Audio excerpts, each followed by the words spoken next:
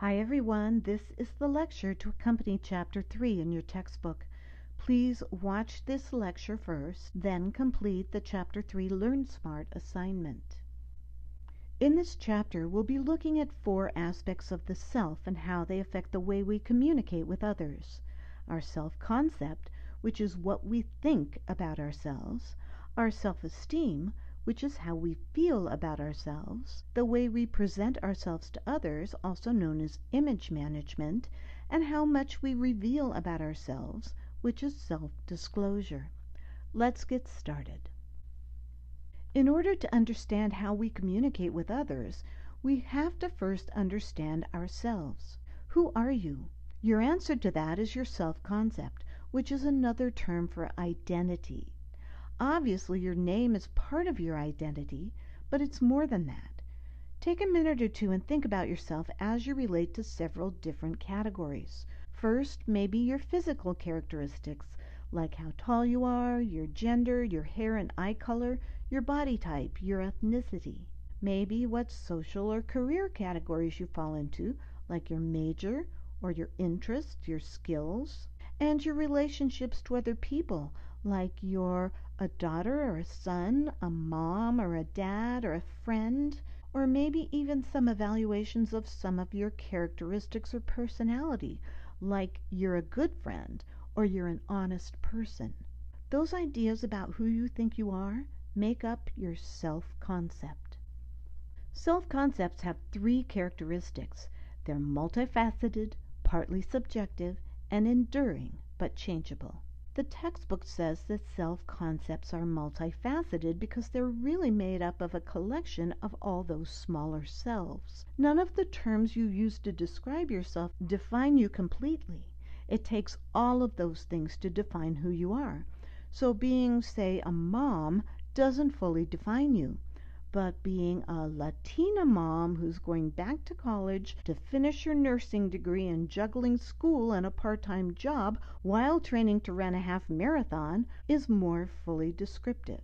They're also at least partly subjective. Some things we can judge objectively, like how tall we are, what color eyes we have, what job we work at. Those things are based on facts, not on opinion. But many things we think about ourselves are subjective, which means they're based on our impressions of ourselves and may or may not be grounded in reality. So you might think of yourself as smart, whether or not you ever took an IQ test to prove it. It's often difficult to judge ourselves objectively, and we might judge ourselves more positively or negatively than the actual truth would show. At least 70% of Americans consider themselves better than average drivers, but when you think about it, only 50% of people are better than average at any given task. So at least some of those people are wrong about their driving skills. And maybe people who rate themselves worse than average drivers are actually better. So subjectivity is often a big part of what we think about ourselves. Finally, self-concepts tend to be fairly lasting. They develop slowly over our lifetime.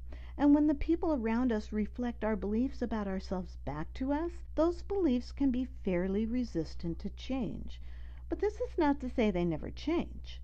For instance, teenagers and young adults tend to make changes in their self-concepts, and sometimes a major life event for an adult can cause us to rethink who we are.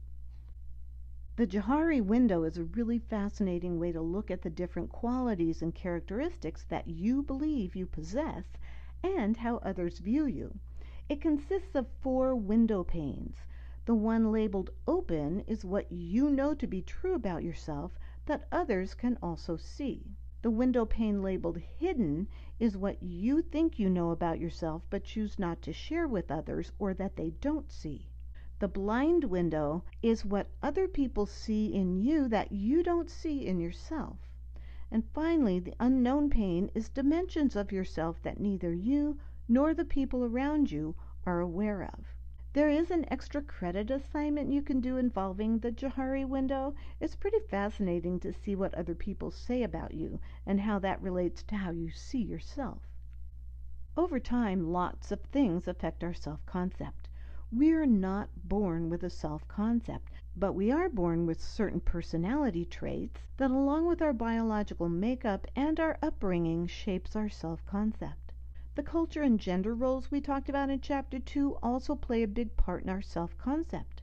Two other very important factors are reflected appraisal and social comparison. Reflected appraisal is what we pick up from the people around us about who we are. They reflect their ideas about us back to us, and the more important that person is in our lives, the more important their ideas about us are to us. So if we consistently get positive or negative messages about ourselves from those people, that can have a profound effect on our beliefs about ourselves. Social comparison has to do with us comparing ourselves with others in our reference group, which is usually the people around you, your friends, your social circle. However, sometimes people compare themselves with a reference group that's unreasonable. Like when a teenage girl compares herself to some YouTube personality star and decides based on that comparison that she's fat and ugly. Obviously, not a good reference group. Two pathways by which our self-concept shapes our behavior are through our level of self-monitoring and self-fulfilling prophecies. Self-monitoring is our awareness of how we look, how we sound, and how our behavior affects others. Different people tend to have different levels of self-monitoring. Some people are keenly aware of how they appear and sound to other people and are constantly adjusting their communication behaviors to adapt to the people around them, while others are largely no-filter types of people who are blissfully unaware of how they sound to others. You can see that there are advantages and disadvantages to both ends of that spectrum, but it's best to be at least somewhat aware of how your behavior affects the people around you. Self-fulfilling prophecies can also affect our self-concept and thereby our communication behavior. We tend to have expectations about ourselves and others, and those expectations prompt us to act in specific ways, which, when we do, the outcome we expected comes to pass, and it reinforces the idea we had in the first place. Now, this tendency can reinforce both negative and positive ideas we have about ourselves. For instance, in my public speaking class, I often have people who are unhappy about having to be there. They say things like, "I'm just not a good speaker." And then they behave in a way that pretty much guarantees that they won't learn to be a good speaker. They procrastinate or they don't practice, and then no one, including them, is surprised when they don't do a good job. And of course they then say, "See, I told you I wasn't good at this." That's a self-fulfilling prophecy. But it can also be used to reinforce positive things about ourselves. I recently completed my first half marathon, and I had the expectation that I would be able to do it, not because I'd done it before, but because I perceive myself as someone who can complete things once I put my mind to it. And that caused me to be motivated to practice. I incrementally increased my distance until I actually participated in and finished the race. My self-concept of someone who can reach a goal I set for myself was reinforced by that experience. Let's move on to self-esteem. This is your subjective evaluation of your value and worth as a person. I like to say that self-concept is what you think about yourself, but self-esteem is how you feel about yourself. Do you like your qualities and characteristics? How confident are you that those things have value in the world? Most of us have some mixed feelings about ourselves. We think that some of our qualities are great, others not so great, and we wish they were different. Certainly having a high level of self-esteem is considered to be a positive thing, but there are some studies that say it may not necessarily be the most important aspect of the self in the long term. It certainly can influence our social behavior. People with high self-esteem tend to be more outgoing and willing to communicate. They're more likely to try again if they fail. They're more likely to initiate friendships. They don't necessarily have more friends than people with low self-esteem, though, and they might not be very nice if that self-esteem is threatened. They're also more likely to break off a relationship. People with lower self-esteem might be more likely to exhibit loneliness, social anxiety, depression, but they certainly could have as many friends as someone with higher self-esteem. And low self-esteem doesn't necessarily lead to antisocial behavior.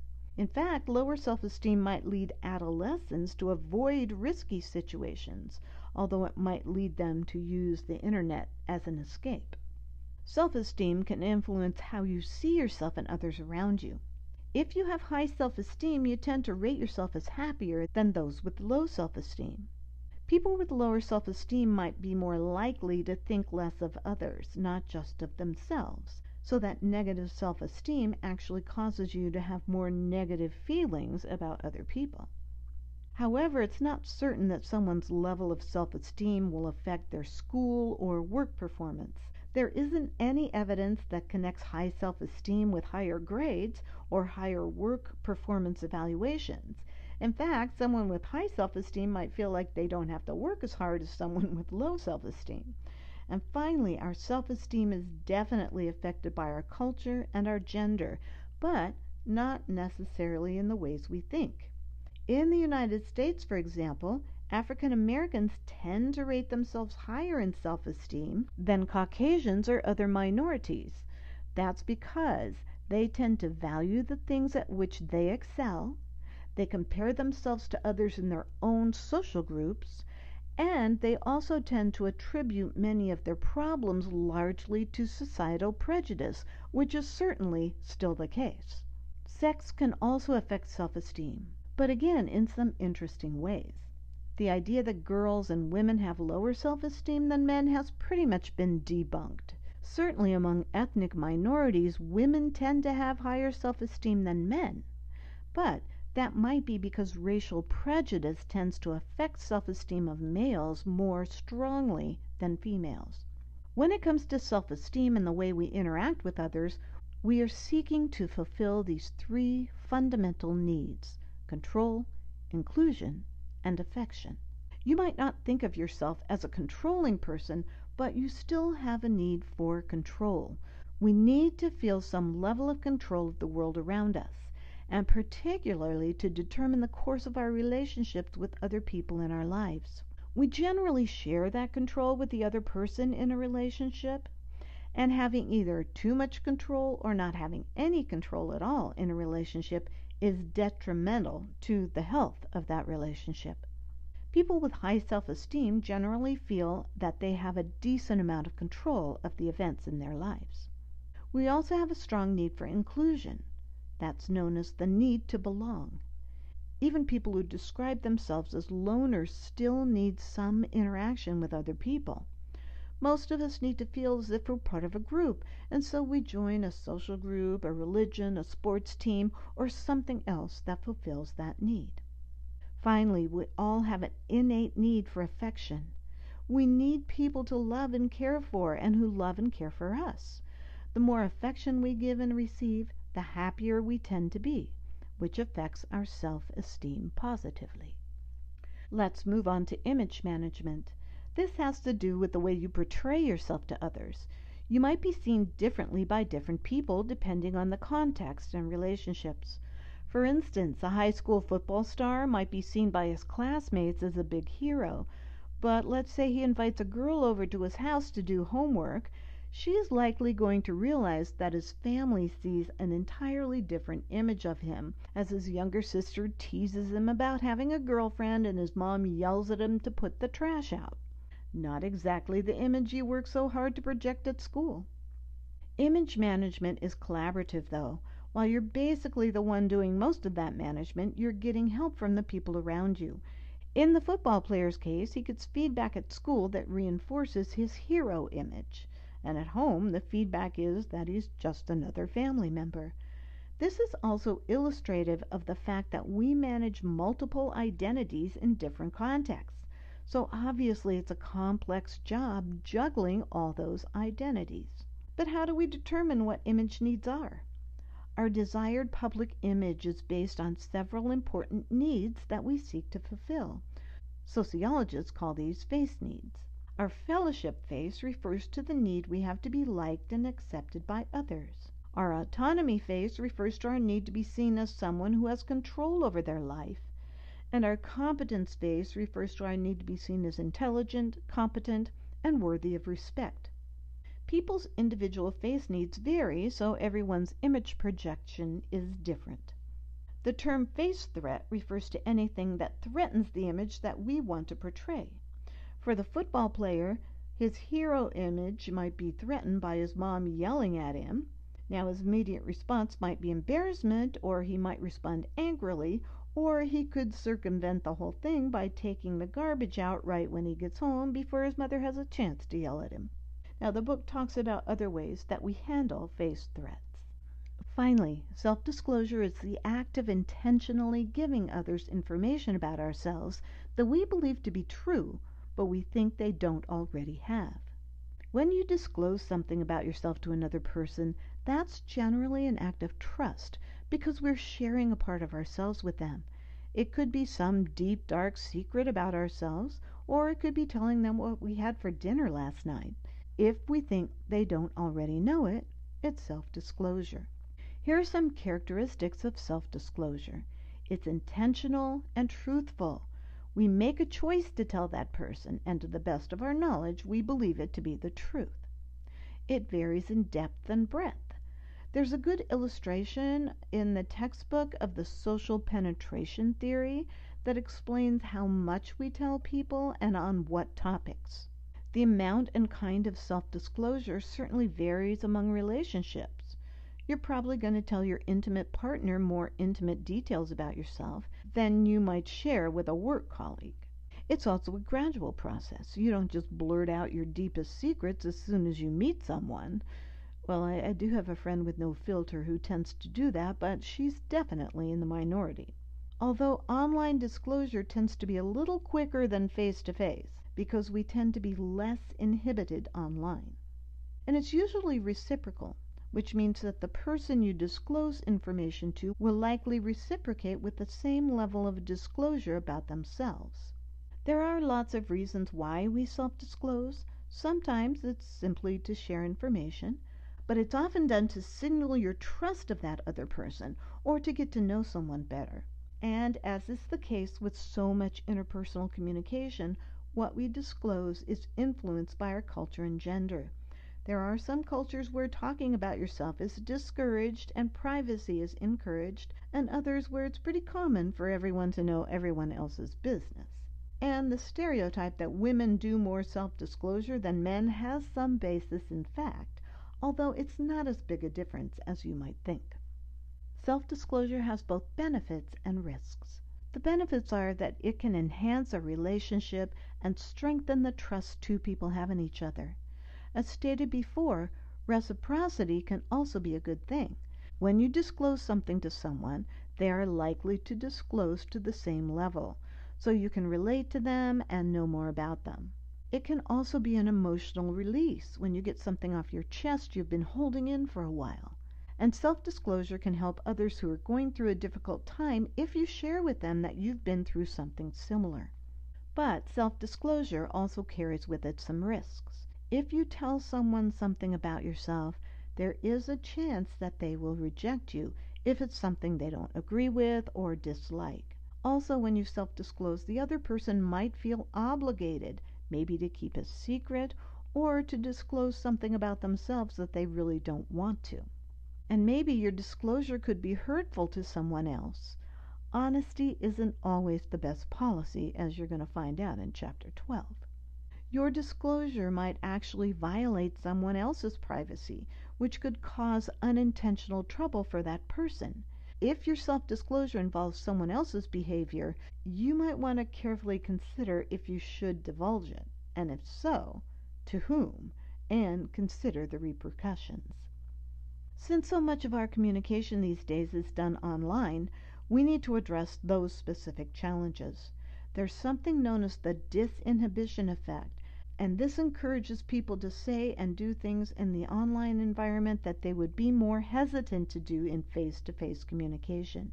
All you have to do to see evidence of this is to look at any comment section of practically any online article to see how quickly the comments degenerate into insults and name-calling. People feel emboldened and safer when they're online to say such things.